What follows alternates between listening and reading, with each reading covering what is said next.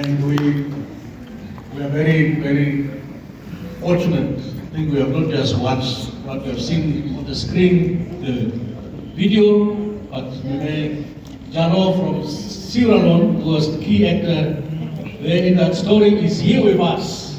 Here with us.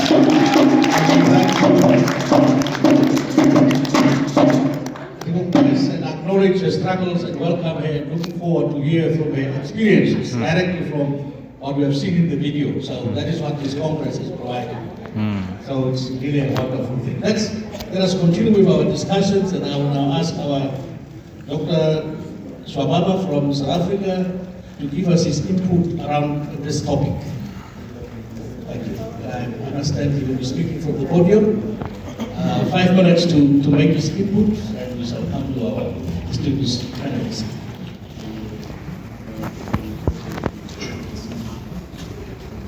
Good afternoon, Africa. It is an honor and a privilege for me to be standing in front of you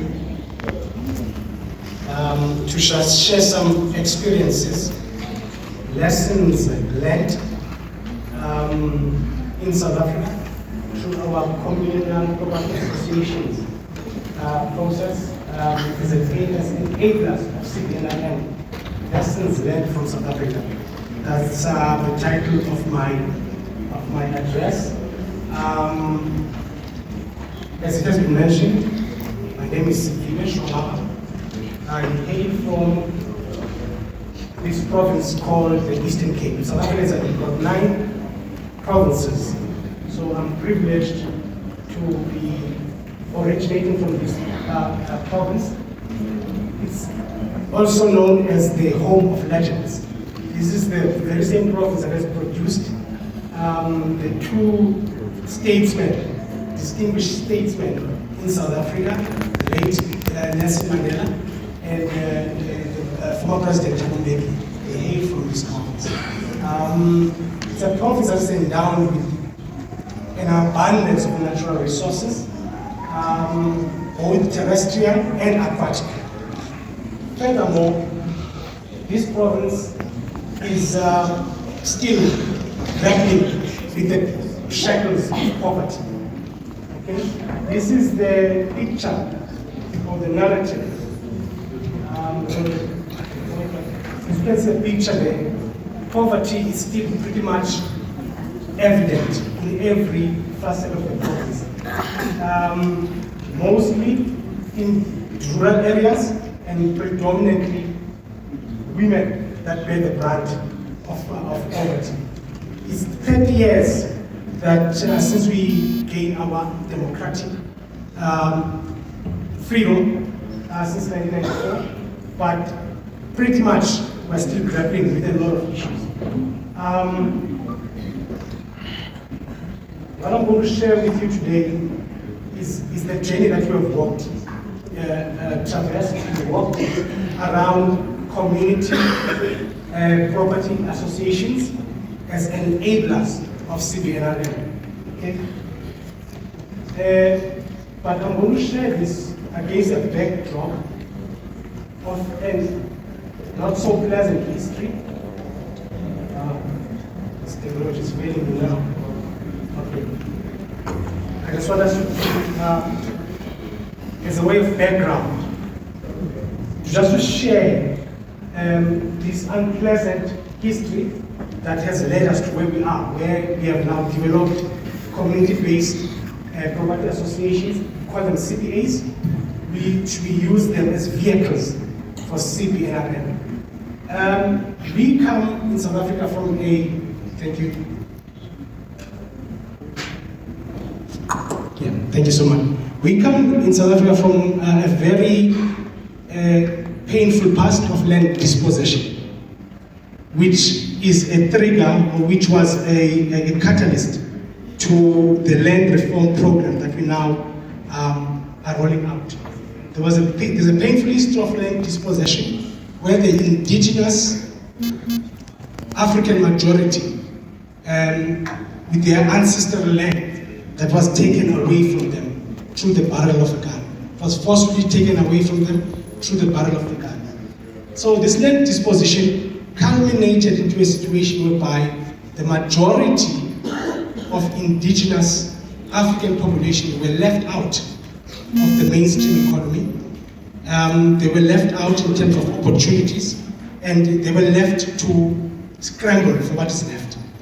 To even augment or even worsen the situation, there was a Native Land Act, which was part of the dispossession process, which was promulgated into law in 1913, June 1913.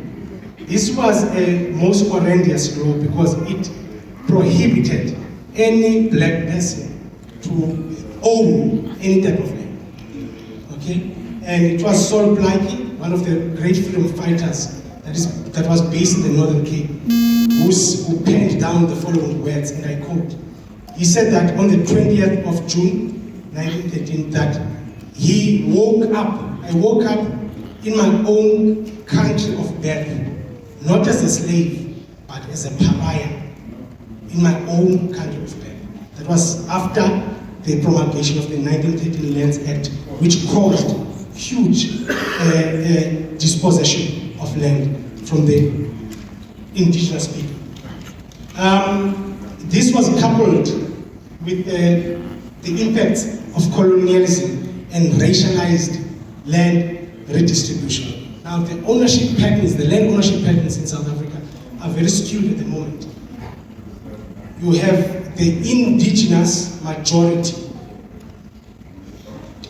that is owning much more, that is owning next to nothing, less land for the indigenous majority. And then we have people of European descent that are actually owning the means of production, owning more than the indigenous people. And these are the consequences that we are still grappling with. But as you can see on my slide there, I've got a piece of diamond there, and it's there for a reason.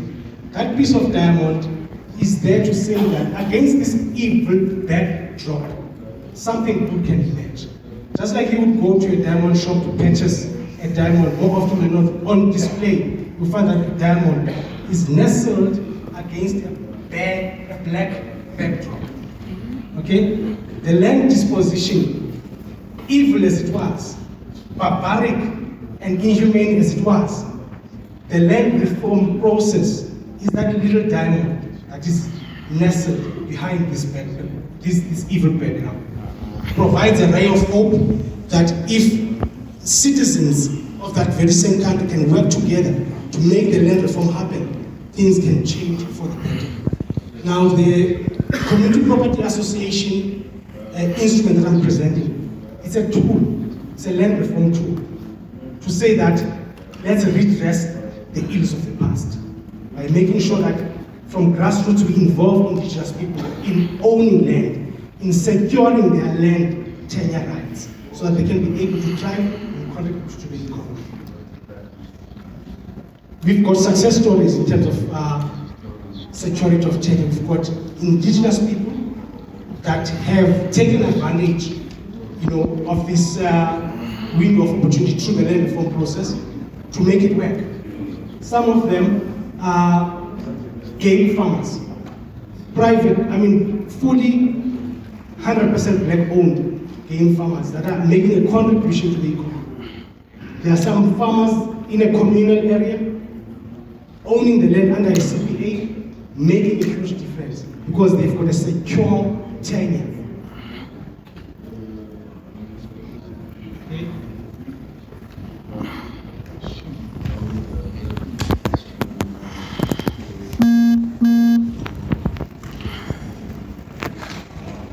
Now, I wanted to show you a snippet in terms of how widespread. Sorry, I'm being favored. If someone can assist, even if it's manually, just press it manually, yes, please.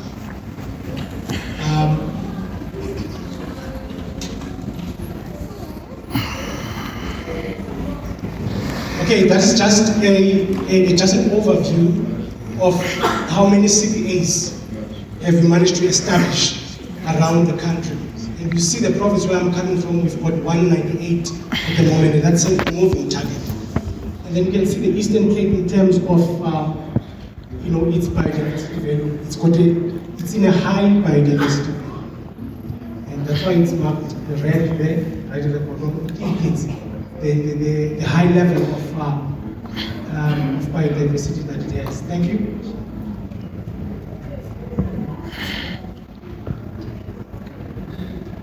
As I've said, it's a province that's endowed with a lot of natural resources. And the other issue that becomes a challenge, the government in power has got a target in terms of land redistribution. That land must be redistributed to indigenous people. 30% of that land must be redistributed to indigenous people by the year 2030. And at the moment, the target is still less than 12%. Thank you. That's the hectarage in terms of how much hectares we have redistributed and how much hectares are under the ownership of the communities countrywide. And in the Eastern Cape where I'm based, it's over 174 hectares, 174,991 hectares. Thank you.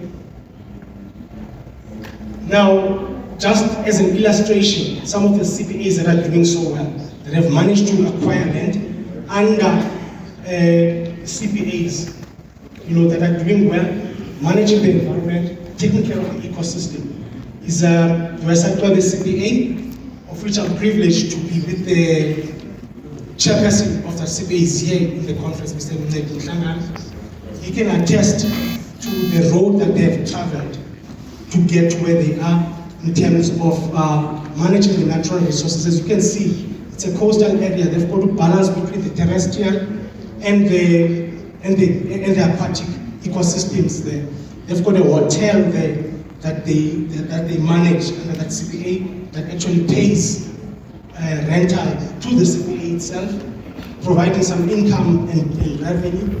But they've got all sorts of issues at play, but they've been managing that CPA so well. It's over 10 years now, going strong. Thank you very much. We've got another CPA at KAKULE, further from Windhoek, also located in the Wild Coast. The Wild Coast is dubbed the gold mine of the Eastern Cape, of South Africa as a whole, where you mine green gold because of its precious species that are there. But in the Wild Coast, we have a community, a CPA that is very vibrant, that is very active, of which it makes sure that each and every development, it's consulted, they contribute. At the moment, not far from the CPA, there's a development that is underway. That development, they are building a bridge. It's going to be the second tallest bridge in Africa. It's going to link two cities, which is East London and Durban. Now, that bridge, from the start, the consultations were there with the community. As a result, once that bridge is finished, constructed and running, they are going to have a stake in the Eco-Hotel that's going to be built there. Substantial percentages are going to go to the economy, to the community. That is a product of continuous engagement, stewardship projects, and making sure that communities are on board in every step of the way. So you must watch the space. You can also go online and read about that development. But it's a success story that we can all emulate as indigenous people. Thank you so much. Also in KAKULE, they are very vibrant in opposing, undue developments or illegal developments.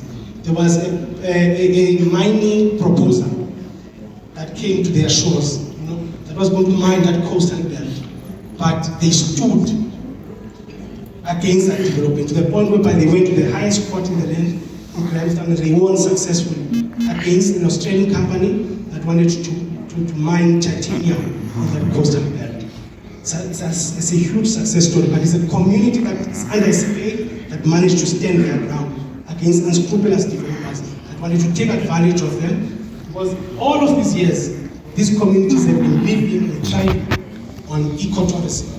So they said, never in our name, we're not going to have our ecotourism destroyed at the expense of mining, which is just temporary. Thank you so much. We've got also ICANE to CPA, which is in another province, in another part of the province, sorry.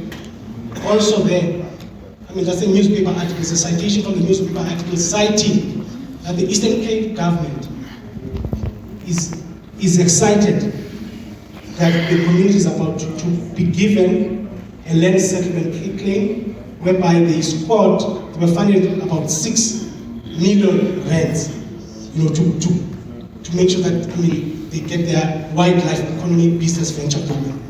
Those are some of the success stories at CPA level. But it's not without challenges. However, I'm concluding now, this whole endeavor has not been without challenges. There's been sunny days and there's been rainy days. The rainy days, what has been helpful during the rainy days is that the CPA members use an analogy which I call the umbrella scenario, whereby the umbrella doesn't stop the rain from falling, but it can help you stand in the rain. So those are people that have proved to be resilient in and amongst the challenges. They were able to forge ahead and get breakthrough. Also, in conclusion, the other challenge, major challenge, that is so abundant in the CPAs is that of infighting, which can be detrimental to the very cause of why the CPA was established. Okay? There's a scholar in closing that I would like to cite with respect to issues around infighting. He says that you can take a jar that is like that. Take a jar, put inside that jar 10 red ants. And then you also put in the same jar 10 black ants. Then you leave it like that. Those ants will live harmoniously with each other. But you take that very same jar with those ants, you shake it. Not just shake it, but you shake it violently. Then you leave it. Both those ants will be killing each other. Okay? Because the black ant thinks the red ant is the enemy. The red ant thinks the black ant is the enemy. When in fact, the culprit in the room is the person who shook the jar. So, even at the CPA level, before we can be at each other's throat, it's very important to ask the question, who shook that jar in the first place? Thank you.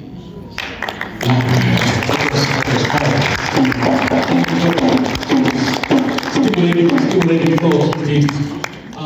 We shall come back to our panelists under extreme time pressure, but a very important topic that is in our hands. And we shall ask the panelists in the next, each one having 3 minutes, to take us on a tour to their respective countries, respective situations, to help us to understand how is the situation in their countries in terms of land rights. Is the situation improving? Is the situation worsening? And what do you think needs to be done? And I'll start with Mama Jalo. Within 3 minutes,